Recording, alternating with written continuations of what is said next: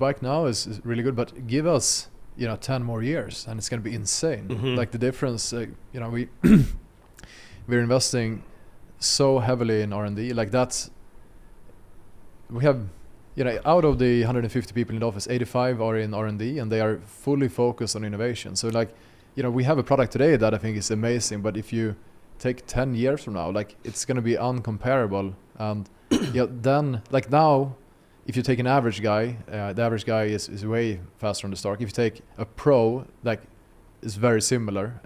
For a pro, we need more range. But in 10 years, like there's gonna be, the difference will be too big. Like it will be a bit like some people like to ride a bike from the 1920s because there's a certain feeling to it. And I totally get that. So there will be a percentage of people that want to do like the old school stuff, which is nice. There's nothing wrong with that.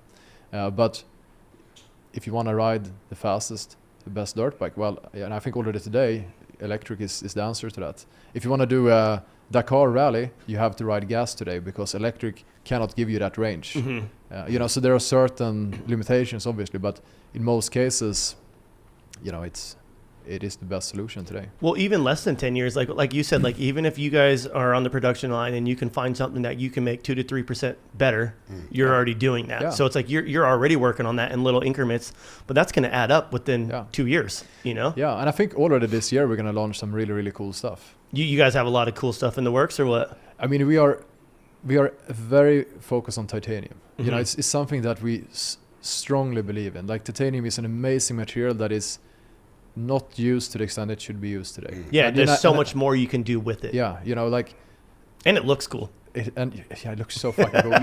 You don't need to have an ugly paint on it. Like it has just because it doesn't corrode. And I think the problem with titanium has been difficult to manufacture it. Like how do you form it in the right way? It has been hard to shape. But now with 3D printing, you can shape it however you want.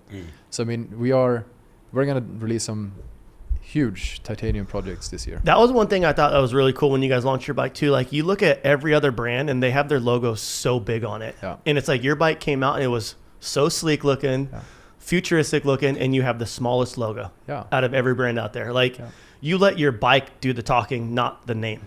Yeah, and I think there's something to that. Like if you, like why would you, I mean, I can understand why you slap such a huge logo on it, but the product is the brand. Yes. That's what I think is really important. And, then of course, I think you should put your name there to kind of clarify or whatever, but I think the cleanness to that is really nice. And also like we don't have decals. And that was one of the things we discussed quite early on. Like, how should the stickers look like? Like, no, we should not have stickers because if the bodywork doesn't look good on their own, it's the wrong shape.